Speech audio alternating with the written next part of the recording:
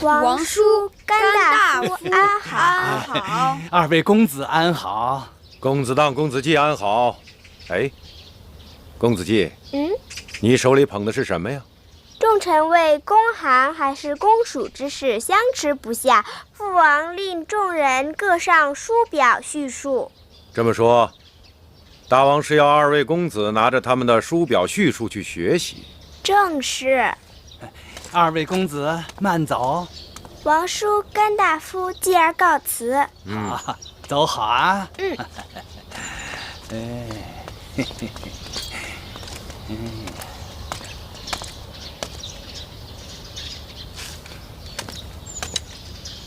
王后是想立公子当为大秦王储，可为何又提议让公子季一同拜师学道？楚离子是怕公子季天赋异禀，再有芈月助阵，把公子当比了下去。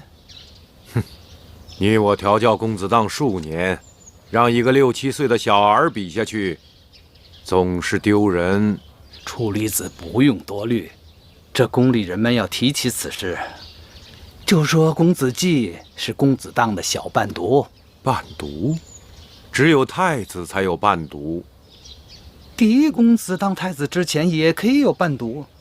这是不是伴读并不重要，重要的是人们心中的继承事实。这计谋不像是王后的心术，倒像是出自甘大夫的手笔。楚离子过誉了。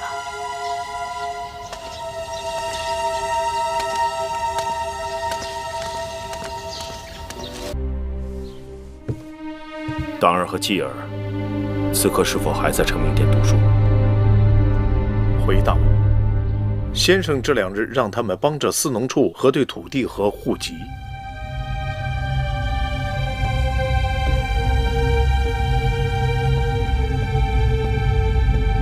继儿，父王。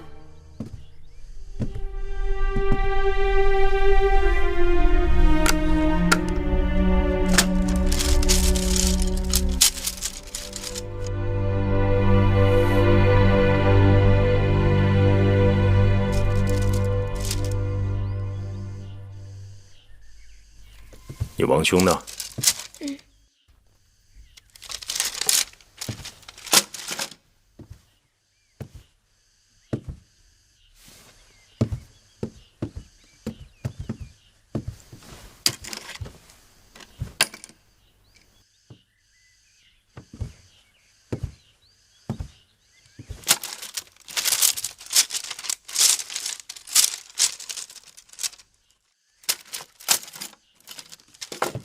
公子，慢点，公子，公子，快点！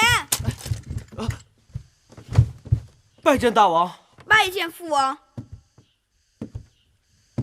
你这是到哪里去了？当儿肚子不舒服，如厕去了。这是你的功课吗？这么一点小事都做得如此潦草，将来如何担当大任？儿臣该死。土地丈量、户籍登记，乃是国之命脉根本，你怎敢轻忽至此？你是寡人的儿子，不但要有无敌之勇力，更要有治国之本事。你看看继儿，他是你弟弟，年纪比你小，做事却用心竭力，一丝不苟。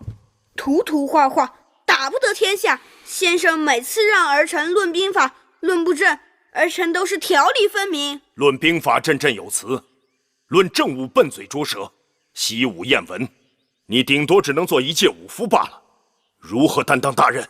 孩儿以为天下都要先打下来，才能谈及治理。你以为天下是野牛闯阵打下来的？打天下是要靠心思，而不是蛮力。是，儿臣知错了，儿臣这就去把先生的功课完成。记住，这不是先生的功课，是你自己的功课。是。起来吧。谢父王。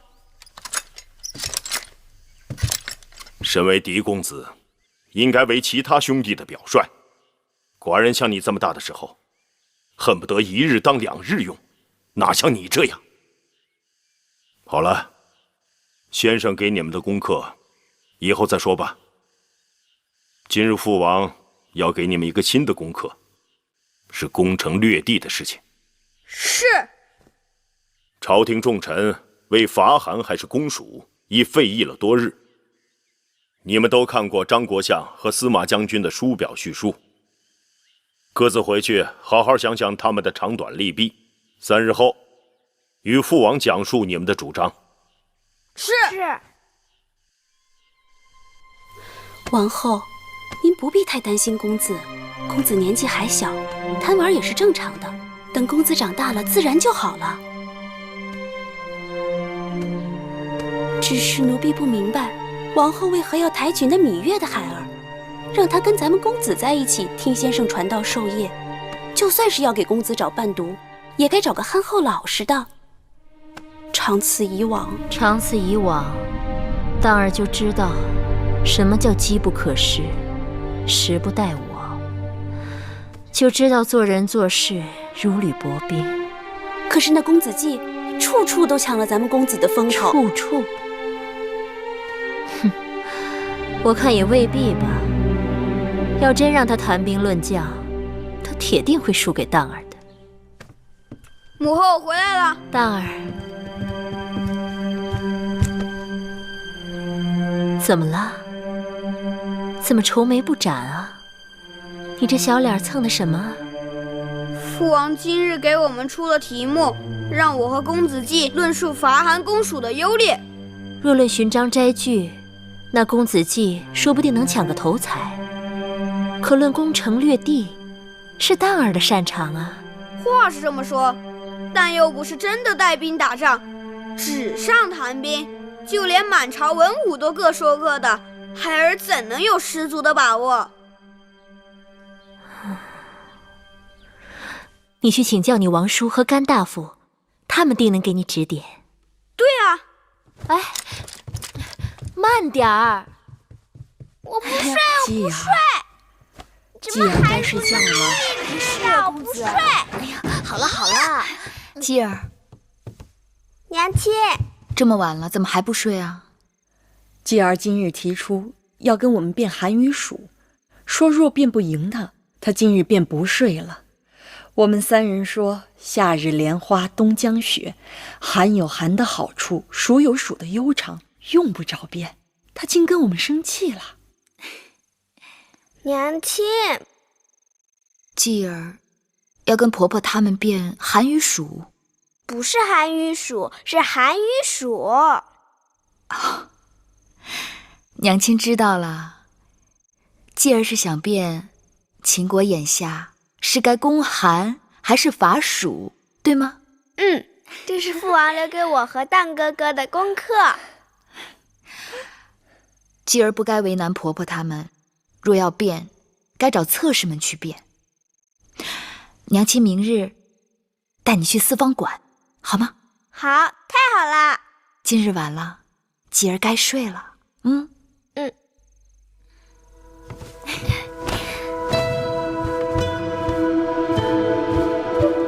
依鄙人看来，国相力主攻韩，自有他的道理。自从公孙远投奔韩国，得到韩王的赏识，他据3晋，窃周天子之名，蛊惑列国，以秦为敌，以报我大秦未能重用其之仇，报张子排己之恨。而张国相也必然是公孙衍为大敌，因此也会对3晋之地和周天子的号令耿耿于怀。可我认为，司马错将军的主张更有道理。若要强兵，必先富国；若要富国，必先扩张领土。欲行王道，必先得人心。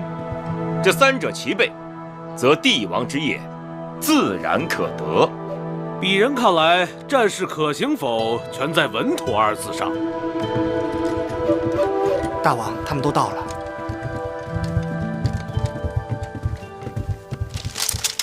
拜见大王。免礼。朝会上，众臣为了攻韩还是伐蜀，已争论了多日。今日寡人请你们来，是想让你们跟着看点儿新鲜的玩意儿。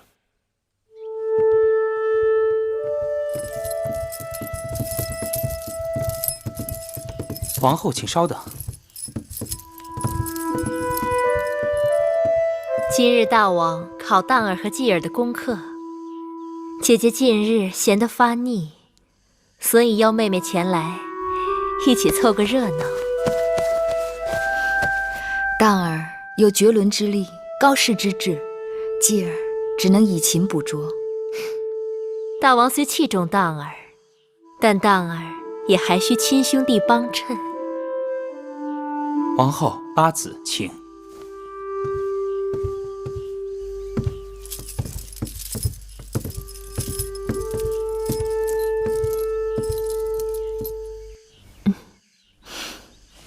列国兴霸，我秦国若能携羞于之战的余威攻韩国，韩国必没有余力和我们作对，占三川天险，挟天子以令诸侯。世人都可以看出，此举措有利于秦国的百年大计。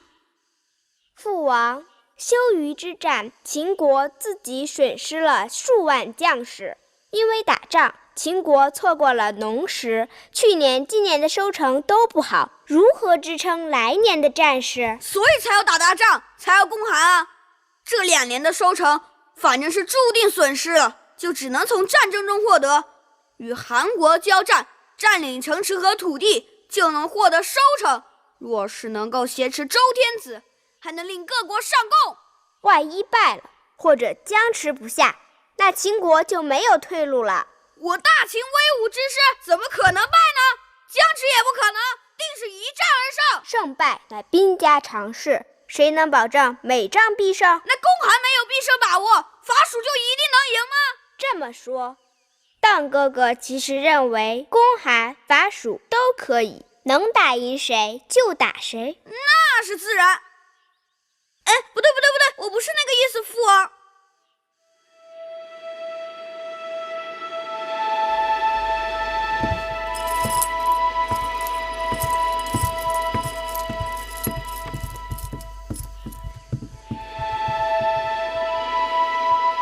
这么说，咱们公子和嬴稷变成了平手？谁知道是不是平手？你问母后和珍珠吧。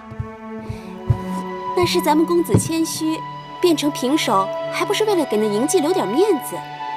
这韩蜀之争，朝廷重臣都说不出个所以然来，变成平手就已经很好了。甘大夫说，攻韩伐蜀难说对错，让你跟随张仪的说法，是因为张仪善变，又有大王的赏识，一定没错。可你怎么说着说着就跟着嬴稷的说法走了？既然各有千秋，难说对错，那跟谁走还不一样？那你自己可有见地？我有什么见地？你们要我怎样我就怎样。好了，你也累了，去歇歇吧。这事还没有完，父王要我们过2日去四方馆。四方馆？那地方平日可是乱得很，大王怎会让你去那儿？四方馆近日开了新的赌局，侧室们都在下注，赌的是父王到底是攻韩还是攻蜀。父王要当儿和公子季也去下注。大王大概是想试一试公子的运气。大王此举必有深意。不就是个竹签吗？当儿，那小小竹签，你可千万不要轻易投出去。早投晚投，反正都要投出去。万万不可。那怎么办？我不能总在手里攥着吧？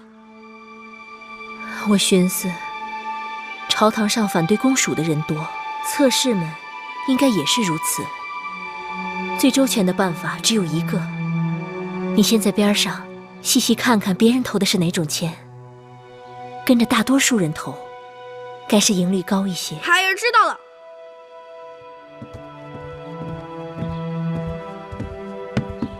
大王，八字来了。大王，时下阳光灿烂，你的脸却是阴雨绵绵。坐。大王，芈月有一事不明。何事？大王，先让当儿和继儿对攻韩还是伐蜀各抒己见，眼下又要让他们2个人去四方馆投注，这是为何？你向来百灵百力，你说是何意？大王是想让荡儿和继儿相争吗？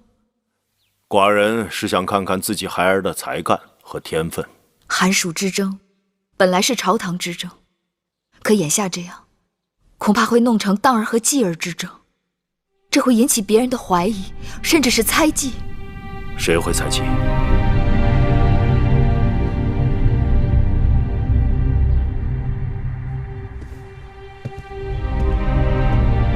都下去吧。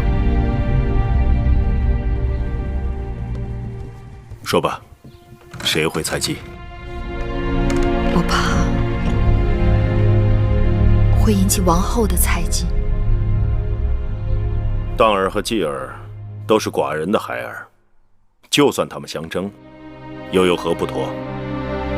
况且，王后也不至于心胸如此狭窄吧？大王，荡儿是嫡公子，大王和王后都指望有一日立他为储君，继承秦国大业。是又如何？大争之势，互争熊长，犹存劣败。无论别人怎么争，都不要拿继儿去相争。再好的刀，也是磨出来的。大王，可我不想让继儿当刀，只想他做磨刀石。芈月，寡人宠你，但你也该知分寸。求大王放继儿一马。继儿不单只是你的孩儿，也是寡人的血脉。大王，你回去吧。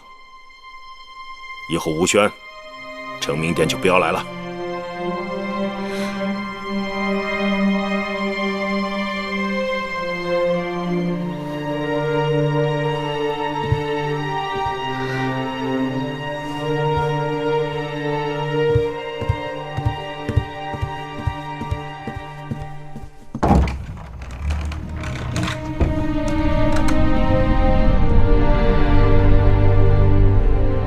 娘亲，你在想什么呢？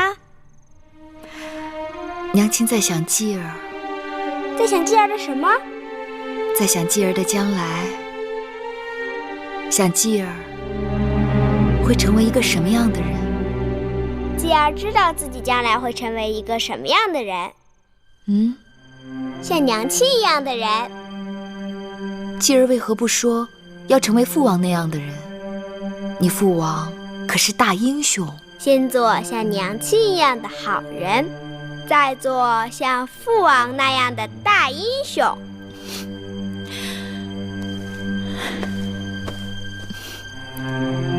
继儿说的对，首先我们要成为一个好人，将来才会成为一个大英雄。明日继儿要和荡哥哥一起去四方馆下注，娘亲有什么要嘱咐继儿的？无论别人怎样，继儿只要用自己的心去下注，就不会错。继儿知道了。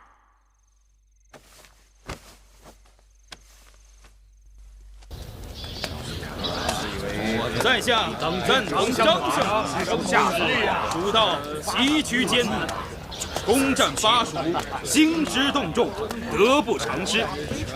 在下主张公函，这公函可以走3步棋，一会儿再聊。愿闻其详。这第一步就是亲善卫主，雍公子，张相今日好清闲呐！环山，当清闲实则清闲啊！张相心系公函大事，到这四方馆来，难道也是来下注的？我是来看别人下注的。何人下注能让张相如此挂心？一会儿你就知道了。破旗交出象征王权的9鼎宝器。张相觉得大王究竟何时才能决断公函还是伐蜀？而挟天子以令诸侯，快了，快了！你如何算得快？我土地偏远，劳师乏众，不足以成威名。我会掐算。得厚利，而创建王业的关键之地，哎，我要等的人来了。法属离成功之业太远，不宜适用。来，公函，法属自取其辱，公函得不偿失。远交近攻，乃用兵之道。公函必定要成为我大秦国策，当然是要公函了。挟持天子，乃是犯天下之大不为也。二位公子，等一会儿啊。就秦国而言，眼下并不具备号令诸侯的实力，是不是？哼，3家分晋，田氏代齐，天下早已经礼崩乐坏，周天子还算个屁！公子，哎，拿着，人皆知公函之力。这是你们投注的竹签。且听我说，二位公子不必太拘束啊，可以四处走走看看。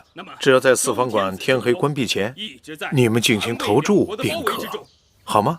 韩魏两国为何不先下手为强呢？就是因为实力不够，反而还会引起众怒，成为公敌，是不是？是。法属就那么容易吗？茶国、八国都是想借助秦国的力量而自保，简直一派胡言！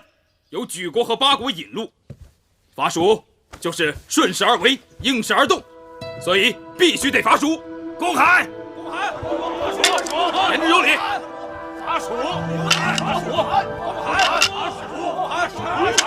是公函还是法属？这要权衡两者之间的利弊。一定要法属！孙子自取其辱，说算胜，少算不胜。再下看张相吉言公函，公函的有多少个了？公函的有13个。法属的呢？法属的只有5人。那么，如何才能公子季12字上都得到更多的好处？老伯，既为大秦谋得实力。你认识老伯吗？当然认识。好记性啊！老伯是你娘亲的挚友。公子等一下。那么司马错将军你看看，主张法属，实质也是从3处着想，来阐述如何成就密德大秦王业。公子喜欢吗？那咱们俩找个地儿吃去。好，走，慢点，慢点。而秦地久战民贫，尚不具备即刻一统天下。哎，手伸出来。增强国力，这2者孰有节，纣之乱，一攻一伐，用兵不伤众，取其地好吃吗？可广域富民。道义上，你看这里是不是很热闹？法属。一定要法属！他们好有趣，像树上的鸟，每日从天明吵到天黑，下一日再来接着吵。这里的人就像流水一样，得志了就出去做事，不得志了就留在这里。你看叽叽喳喳的吵嘴。那老伯是得志的还是不得志的？那公子既然在这里遇见老伯，可见老伯是不得志的。老伯大器晚成，大器还晚成，哈哈哈哈！那老伯就借公子其言啊，你看老伯盼得志，头发都盼白了。眼下有个机会，不过要看公子肯不肯帮老伯了。你是来投注的吧？那你想好了没有？是要公函还是法属啊？没有。蛊惑列国，以秦为敌。公子若是投注于公函，必会形成那老伯就有可能得志。大患。鄙人看来，哎，怎么了？这米豆坏了，继而不吃了。坏了？重用其之仇，保张没坏啊。张国相好啊，你是不想说了，拿蜜豆来做托词，对不对？吃了老伯的蜜豆，就不能用自己的心去下注了，不值。诸位争来争去，好，说得好，你果然是你娘亲的孩儿。吴两国一贯善变，是否愿意与秦国为友？是否能够出兵？又一个，14个了。还是疑问，尤其是张相公函的令诸侯，那些诸侯国是否臣服，很难说呀。你们2人今日到四方馆投注，都投了哪一边？儿臣投的是公函。为何是公函？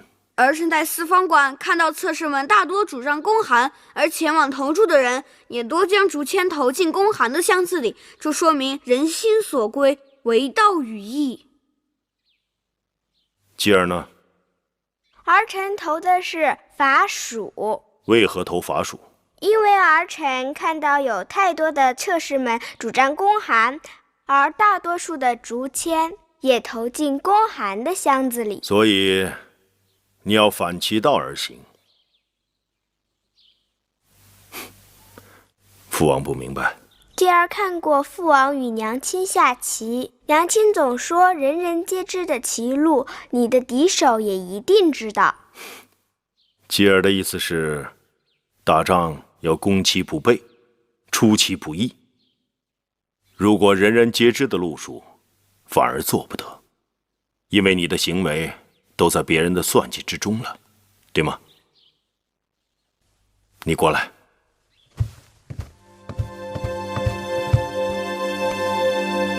你刚才说的那些话，是谁人教你的？无人教我。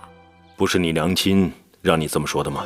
不是，娘亲说让我用自己的心去下注。反其道而行。初离子说，大王还夸那嬴稷说的有道理。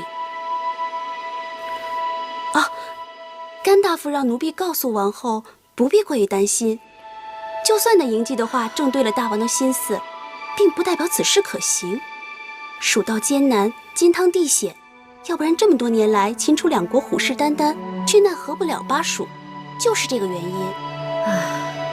此番巴蜀相争，八国主动邀请秦国入蜀，的确是个攻蜀的千载难逢之好机会。尽管有8人引路，走得通走不通还是个疑问，说不定大王就会知难而退。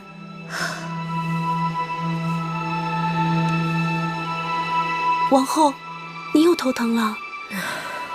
去，给我冲一碗牙蜜水来。是。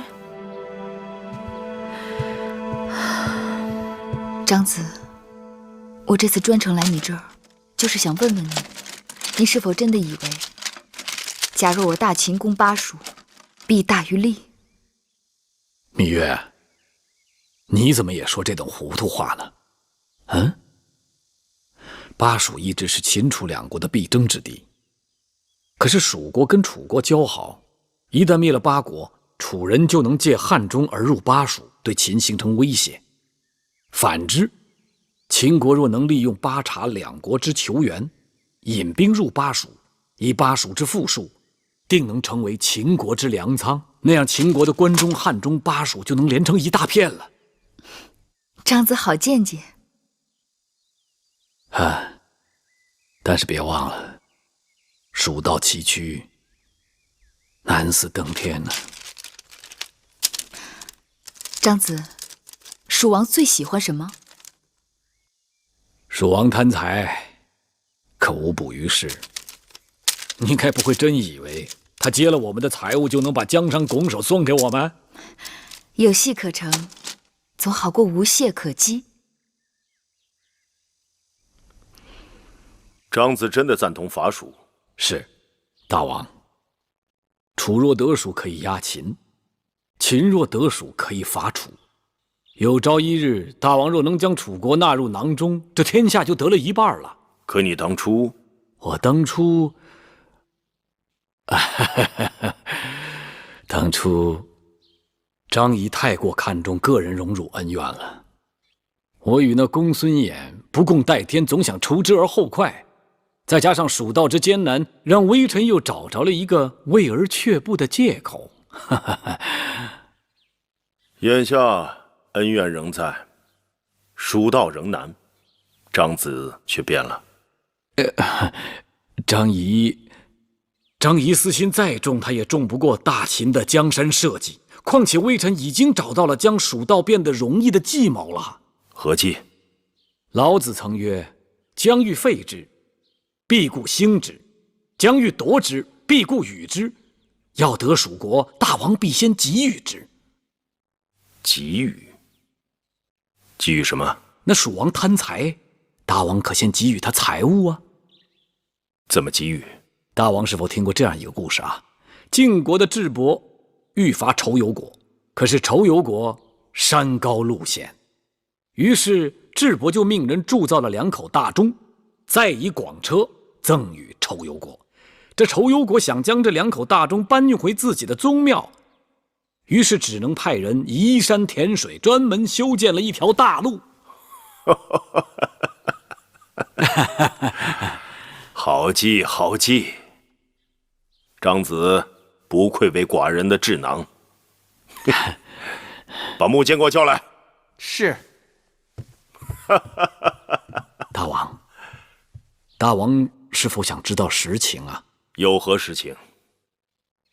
这骗蜀王如何过蜀道的主意出自张仪，但大王还当酬谢一个人。那是何人？芈八子。是芈八子小以大义，点通了微臣的心智。芈月，说来惭愧啊，张仪身为国相，有时竟然不如大王身边之女子。芈月并非寻常女子，这话寡人早在心头已经说过。可惜，她不是男人。大王，唤老奴何事？急宣处理及甘茂、司马错到宣师殿议政。是。丞相。听说前几日芈月和大王闹了口决，再也不肯去承明殿了。大王心中唯有他一人，他越是不肯去，大王是越割舍不下。哟。唐夫人、魏良人、八子，这几日我和唐夫人为了这池塘的事情绞尽脑汁，实在计穷，才请你出山。这池塘如果开在这儿，傍山依树，小径通幽，十分雅致。可我担心把莲荷种到这儿会枯萎，这可怎么办？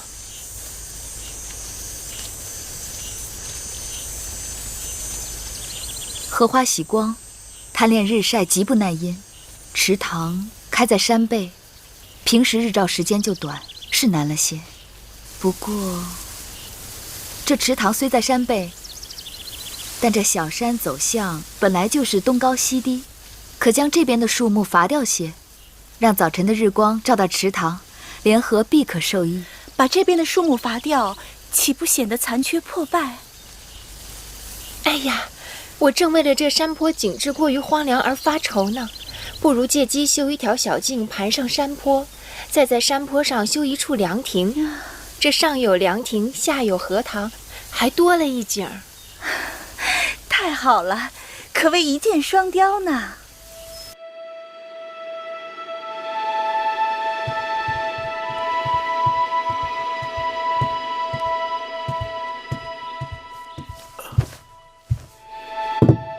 大王，园子里景色撩人，大王要不要出去散散心呢？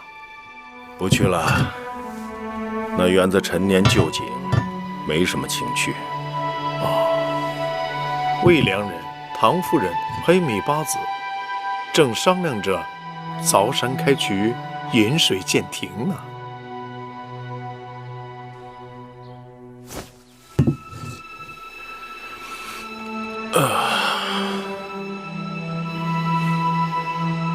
寡人还是出去走走吧。大王这是要去？你不是说园子里的风景不错吗？是。你们几个在这儿打个桩子，做个标记，一会儿再去山坡上做个标记。是。八子。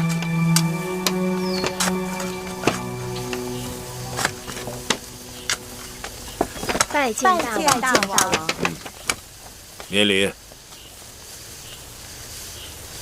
听说为了这个园子，你们几个用心得很，亲力亲为，不容易啊。臣妾愚钝，不能在国事上为大王分忧，只好做些市农木头泥瓦的小事。苦心经营，单丝节律，花的心思都是一样的。大王过誉。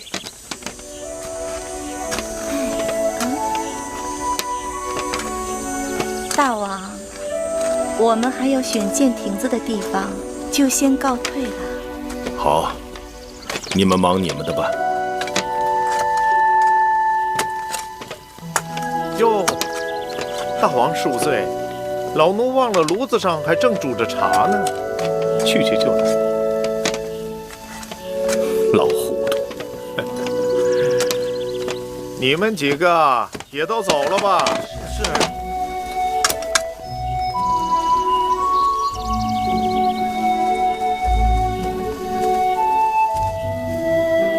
你往日见了寡人喋喋不休，为何今日默不作声啊？芈月怕言语有失，冲撞了大王，还顶罪。这些日子，你一次都不来承明殿，原来是一头钻进这山水中了。大王，先别说自己的委屈，朝中重臣公韩伐蜀之争，已经演变成了义气之争，臣子之间因此有了嫌隙，很难再商议下去。我让2个孩儿以此为题目争论，童言无忌，大家都是旁听客，反而容易明了两方各自的主张，利弊就越辩越清楚。你这个丫头，不从大局着想，还跟寡人说什么磨刀石？原来如此，芈月懂了。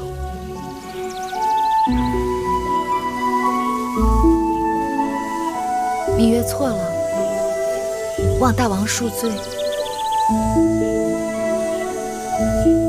看在你帮助张仪的份上，寡人这次就宽恕你了。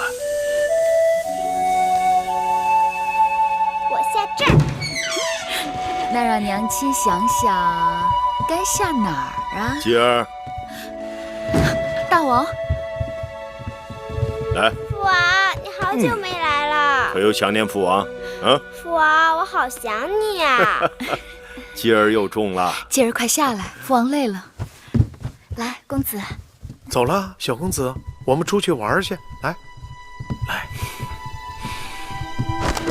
大王面带喜色，定有佳音。张仪的计谋成了，寡人让张仪在蜀道放置了5只石牛，夜里悄悄让人在石牛屁股下面放金子。蜀人以为石牛会拉金子，马上报告蜀王，蜀王大喜，派出力士开山辟道，要拉回这5只石牛。看来蜀国已在寡人的掌握之中了。恭喜大王，贺喜大王！寡人若得巴蜀之地，水路可直通楚国天险；寡人若得巴蜀粮仓，将来再有大战，秦国便可无后顾之忧。此番谋划，你立下了大功。你若是个男人，此功可封上侯，受食1000户。如今臣妾亦是受千户之爵，所以大王就不用再赐臣妾什么了。月儿，寡人不会忘记你的功劳，至少你该为继儿讨个封赏。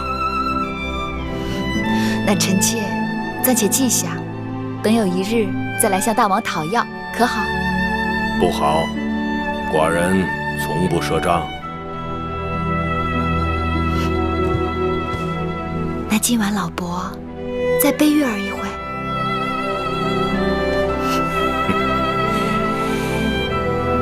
好。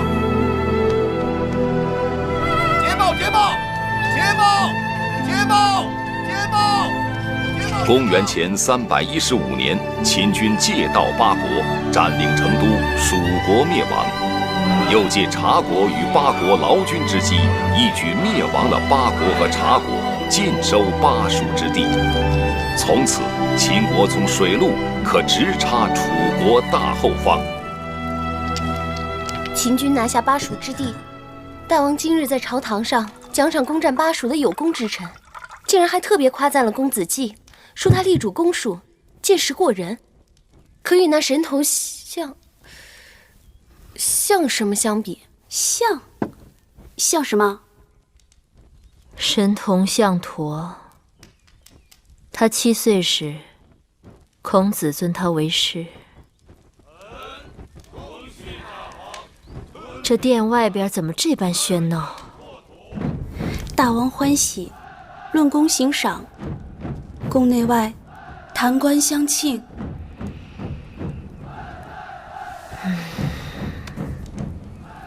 吵得我头疼。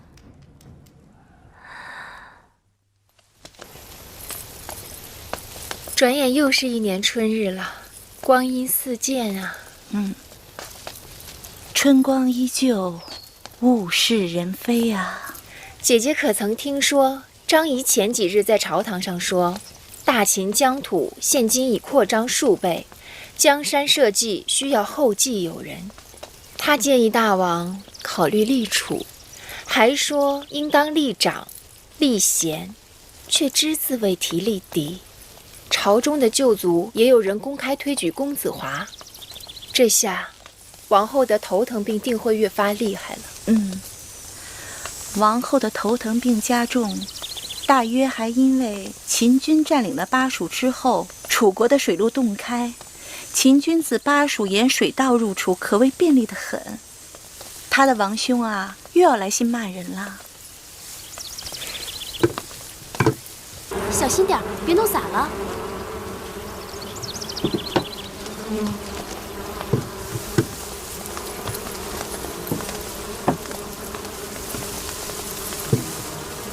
王后，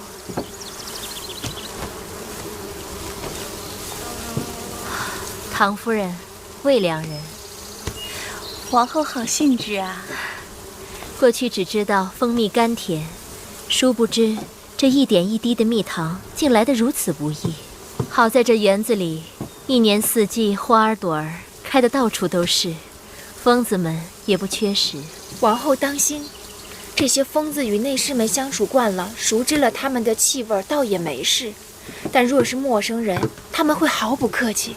唐姐姐，我们也要离远些为好。姐姐放心，我来之前一定是洗干净了胭脂水粉。要真是被这疯子蛰了，的确是件麻烦事。如此，王后以后就不要到这里来了。姐姐们有所不知，我这头疼病一犯起来，半条命都没了。前1年开始喝牙蜜，说是有效，可也时好时坏的。前些日子偶然路过这里，和这些疯子们相处了片刻，头疼竟好了许多。哟，这么说，王后倒与这些疯子有缘分。可不是吗？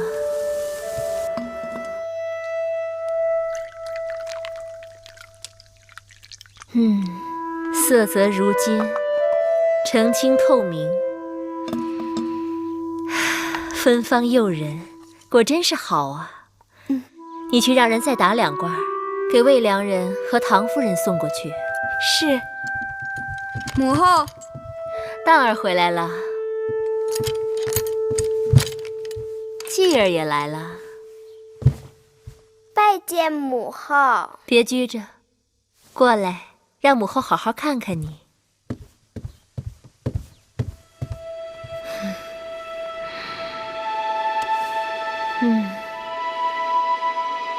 多玲珑剔透的小人儿，难怪人见人爱。我让当儿把你带过来，是因为母后给你娘亲留了些新鲜的蜜糖，让你带回去。谢谢母后。我和你娘亲是姐妹，你和当儿又是兄弟，以后啊，不分彼此，常来就是。知道了。母后，我饿了。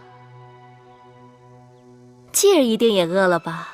珊瑚，你去看看让膳房蒸的黄米糕好了没有？是。哦，对了，母后这儿有去年腌的蜜饯果子，珍珠，去拿些果子过来，给继儿尝一尝。是。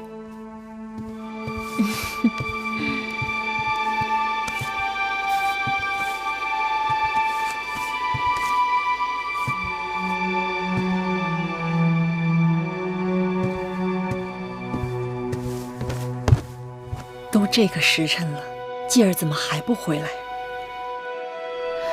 仙儿慧儿去接了，该是快回来了。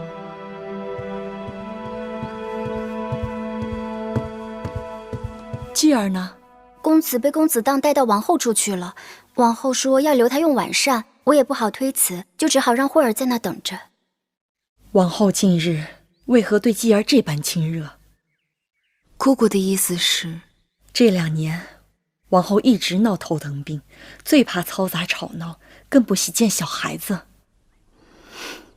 姑姑多心了。王后是宫中公子公主们的母后，与我更是至亲。通儿，多吃点菜。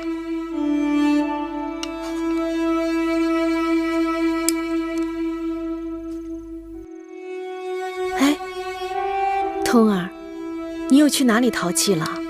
怎么把衣服都给弄破了？你也是10多岁的人了，怎么还这样憨皮？娘亲不求别的，只希望你跟着先生好好读书，等有一日宗室分封，娘亲也能跟着你出头。才哥，让你跟着公子的，怎么通儿做事莽撞？你也不劝劝他。夫人不知，是那个公子当，他总是跟咱们公子过不去，每每见了公子，他都挑衅追打。今日也是因为他，公子才摔了一跤，刮破衣裳的。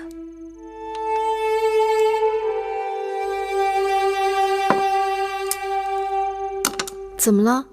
为什么不吃了？吃饱了。通儿，有些事，咱们暂且先忍忍。再见到公子当，咱们躲开便是。娘亲，你让我一辈子都躲着他吗？人在做，天在看，多行不义必自毙。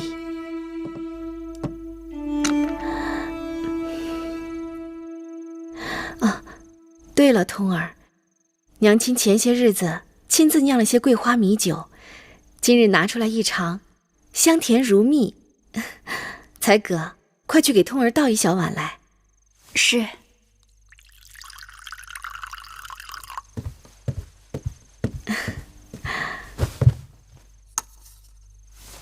哎，通儿，别喝多了。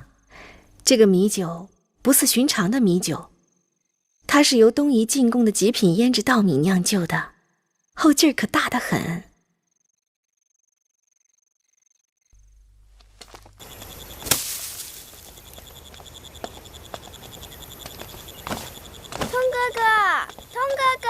公子慢点儿。汤哥哥，哎，七弟弟，你怎么来了？好久不见。吉儿一直想来找哥哥玩，只是每日功课太多，总是不得空。这2日先生病了，我才能出来玩。这是我新得的，连葵婆婆都说这手艺比得上神将鲁班。通哥哥喜欢？自然喜欢。那就送给通哥哥吧。谢谢弟弟。眼下我要去交房殿见王后，明日再来找你玩吧。好，咱们去抓蛐蛐吧。走。东西都对吗？这东西是我托行当里的高手弄到的，绝无差错。不信你可以验货。好了好了，快把筐子盖好。真要飞出来，还不知道害死的是谁。把这东西好生放到事前说好的地方，切不可有差池。姑姑放心，退下吧。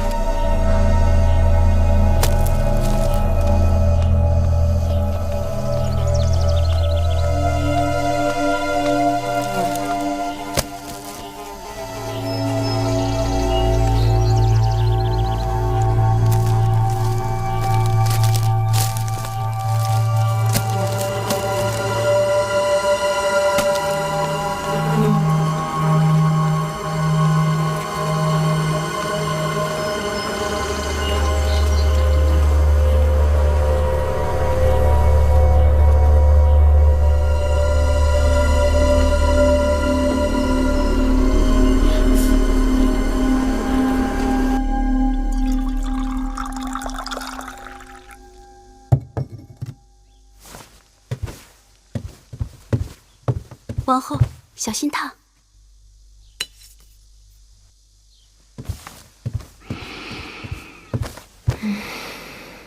今年的新茶果然清香。奴婢怎么闻不出？这几日你闻的不是鲜果就是鲜花，那些香都浓烈冲鼻。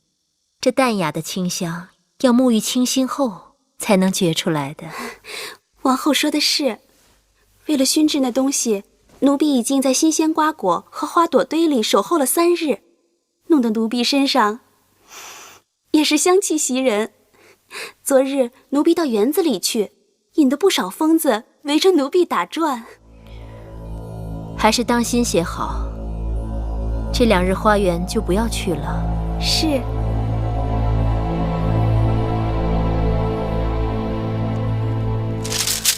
啊，对了，姑姑，帮我把那套青色吉服找出来。你要出门？到了该祭祀少司命的日子了，王后约我明日一同去少司命神祠给孩儿们祈福。我倒是忘了，每年的这个时候你都会带着继儿去的，难得今年王后也挂念着。人念旧，物念新，在这秦宫里待得越久，就越容易想起这母国的一草一木。我这就去给你找。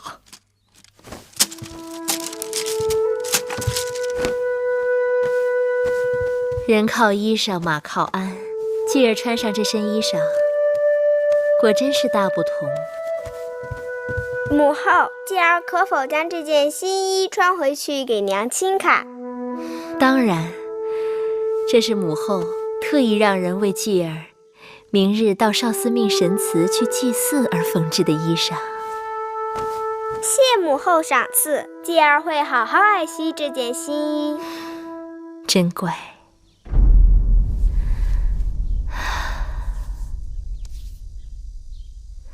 去吧，儿臣告退。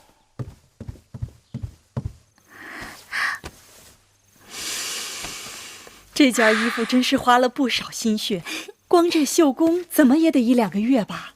哎，你们闻到了吗？从公子一进屋啊，我就使劲耸鼻子，这甜香真是让人直流口水。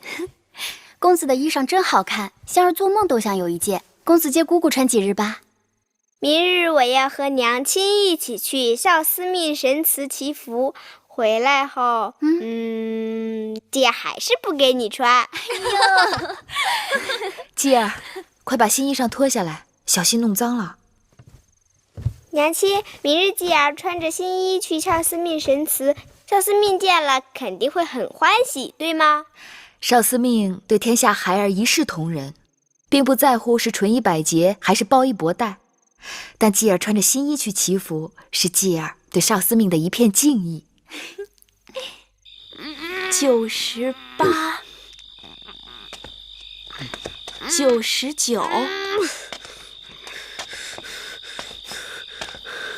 100。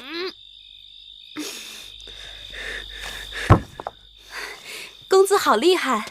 我们宫中内侍中有个号称大力士的，这石锁也不过能举起100下，公子一口气也能举起100下。春夜露水大，容易着凉，快把衣服穿上。是。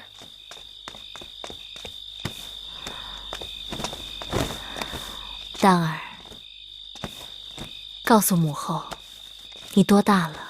母后，你难道不知孩儿多大了？告诉母后，孩儿来年就13了。蛋儿都快13了，长大成人了。母后就是想让你知道，这10多年，母后一直把你捧在心口。母后无论做什么事，都是为了你。母后，这种话蛋儿已经听了无数次了。蛋儿，答应母后一件事。何事？明日无论如何，都不要出交房殿的门。为什么？日日也在外面，待在店里1日，静心读读书，有何不好？不好就是不好。听母后的话没有错。公子到。知道了。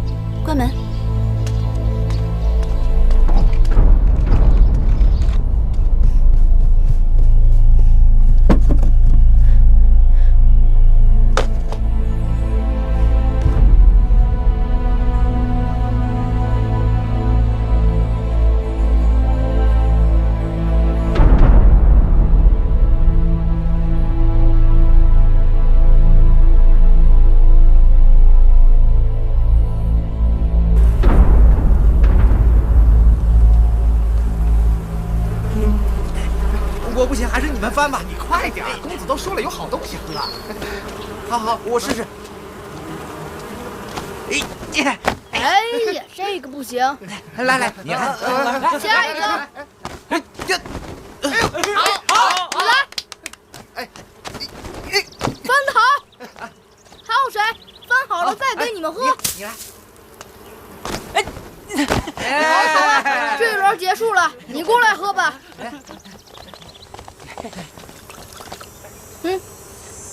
这东西是我娘亲酿的，别处喝不到。怎么样，好喝吗？好喝，再赏点吧。不行，下一轮树蜻蜓的时候，你若树得好，就再给你喝。来，树蜻蜓，来，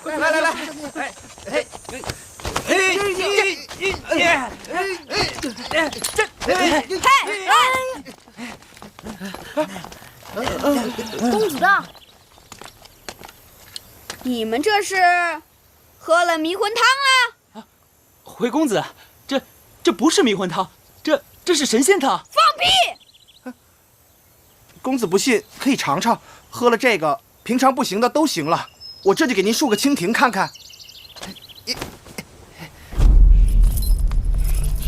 今日荡儿若不是吃坏了肚子，就会和我一起去少司命神祠祈福了。这孩子呀，姐姐替他祈福也是一样的。好久没有和妹妹一起在这园子里闲逛了。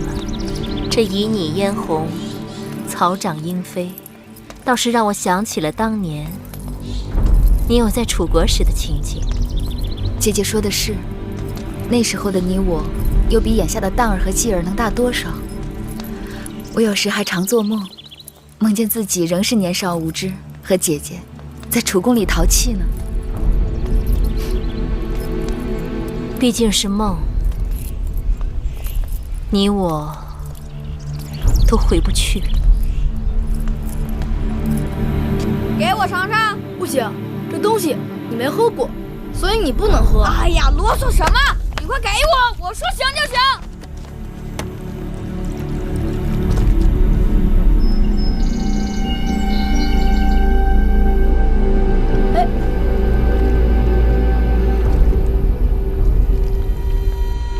见过王后八次。这是怎么回事啊？回禀王后，自从园子里引了暗渠，开了池塘，总有人因为胡乱挖路刨树，挖开了暗渠走了水。今日又是如此。王后，让奴婢去查查是谁如此混账，扫了王后和八子的兴致。奴婢定打他50个板子。算了，事已至此，打他们板子也于事无补。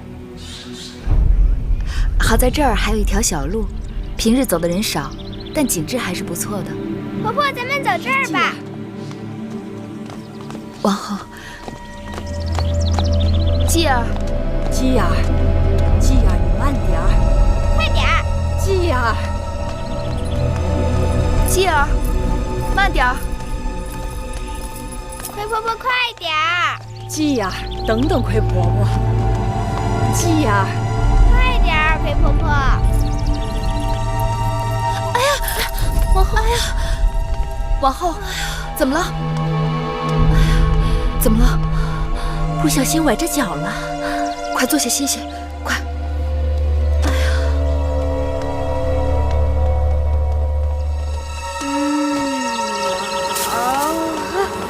再来一杯，再来一杯。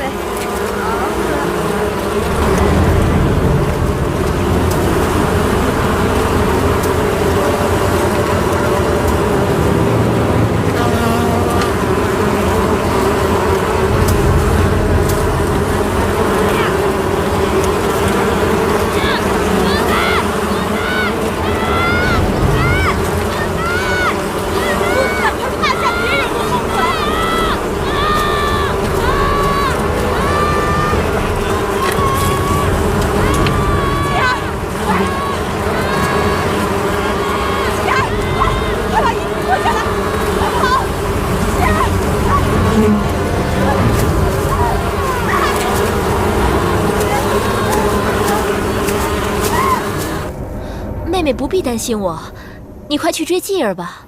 一会儿继儿找不到你，该着急了。那我先过去了。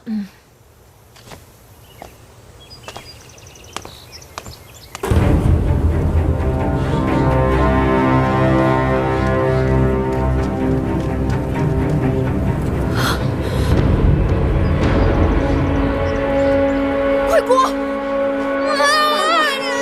不能动，千万不能动！公子大，快想想办法呀！于是，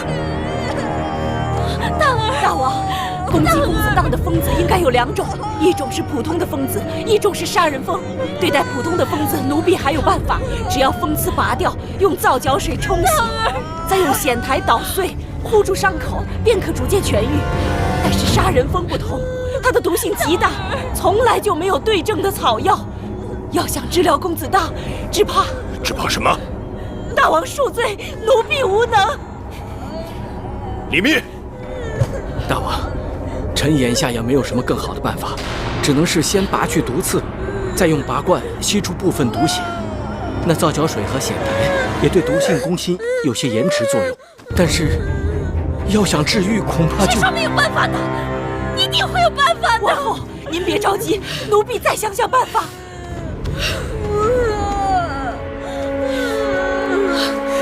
公子当，奴婢该死！那你怎么不去死啊？去死啊！王后，奴婢该死！当儿要是救不回来，你们都去死啊！王后，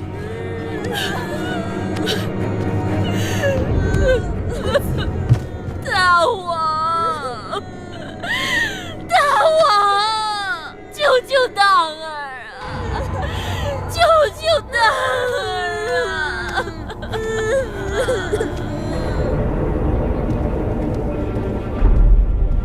这园子里怎么突然会有杀人蜂了？回大王，老奴已派人查过了，在山坡下查到了一个杀人蜂的蜂巢，那地方离宫中养蜂之处很近，去的人很少，一直不被人留意。寡人知道那杀人蜂极其罕见，即使有，都是出没在深山老林处，怎么会在咸阳，特别是在宫里筑巢？为了采集王后的牙蜜，园子里放养了寻常的蜂子。据说杀人蜂专爱吃蜂蜜，可能是那里的蜂子引来了杀人蜂。幸亏继儿被魁姑护住，只受了轻伤。听说魁姑伤得很重。是。忠心护主，可赞可叹。马上给寡人拟旨，公告天下，2日内，凡有方法治愈被杀人蜂伤者之人，赏10000金。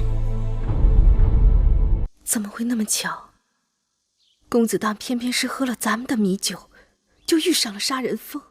这可怪不得咱们公子，又不是咱们公子给他喝的，是他抢咱们公子的米酒喝的。公子当性命攸关，万一他过不了这一关，那王后她岂能饶得过我们通儿？我们可以向大王辩白，公子当在大王心里的地位，岂是通儿能比的？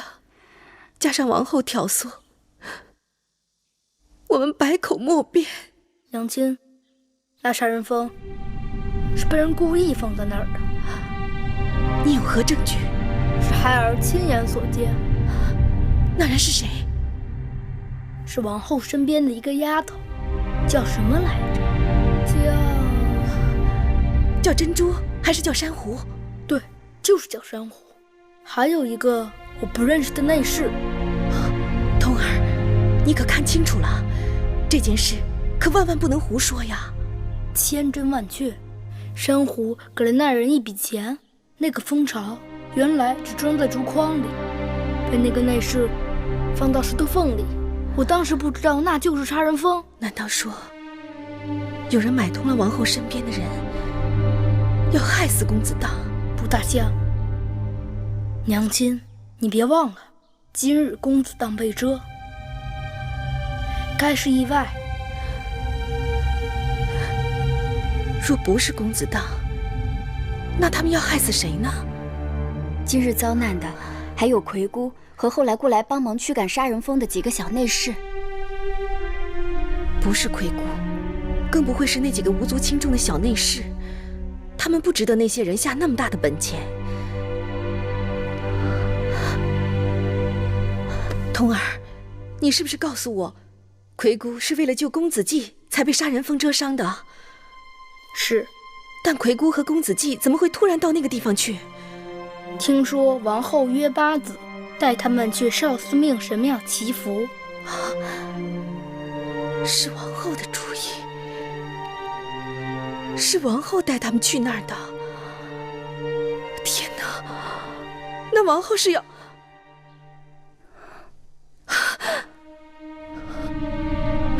哎，你们都把嘴给我闭紧了，听见没有？是。杨坚，你不是要找父王辩白吗？我们有证据。闭嘴！这个证据要是让王后知道了，那我们就有杀身之祸了。你知不知道？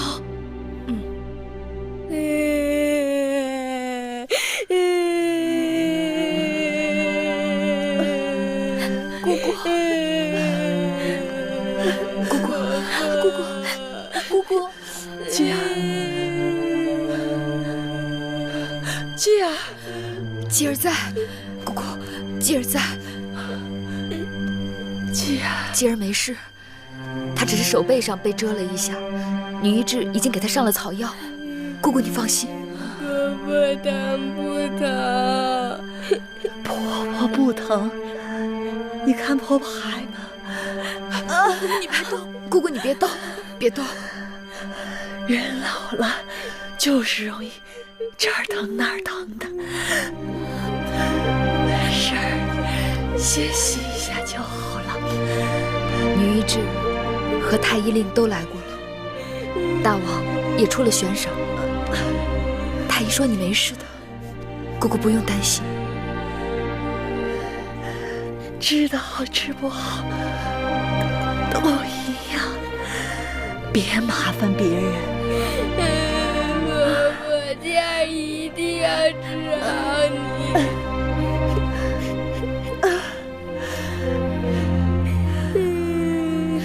香儿、慧儿，你们在这里好好照顾姑姑。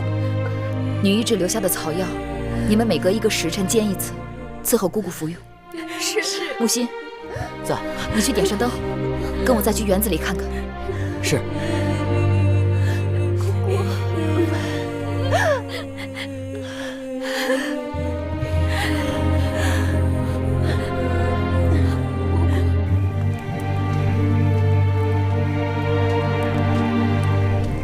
八子，这就是杀人蜂的蜂巢。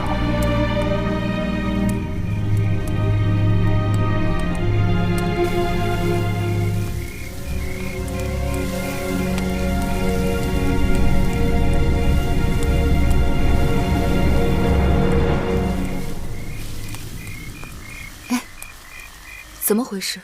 这里也烧了。听说，怕杀人蜂再伤人，傍晚时分，大王已经派内侍过来，用烟火销毁了蜂巢。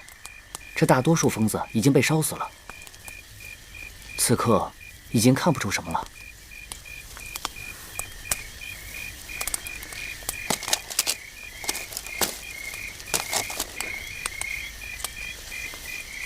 是谁？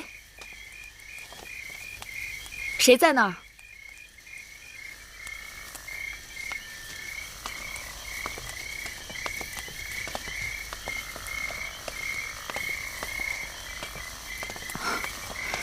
樊长史，八子，这么晚了，樊长史还没有歇息。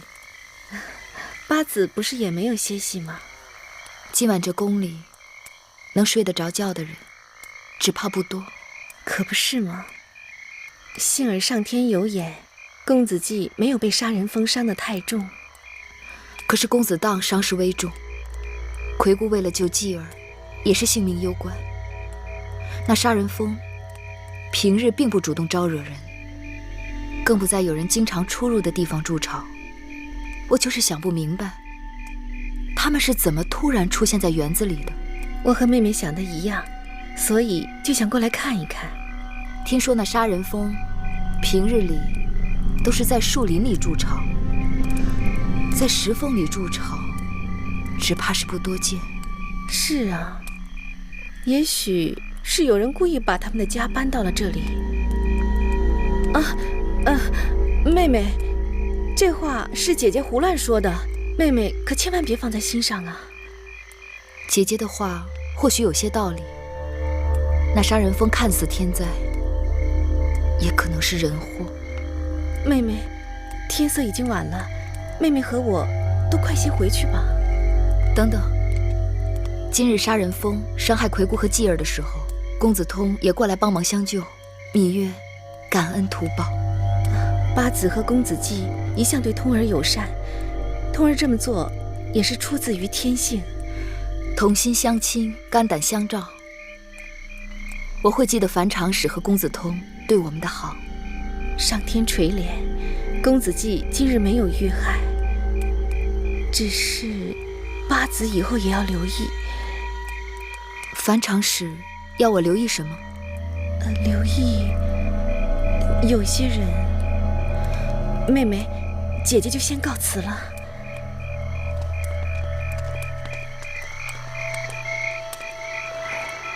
樊长史好像话里有话。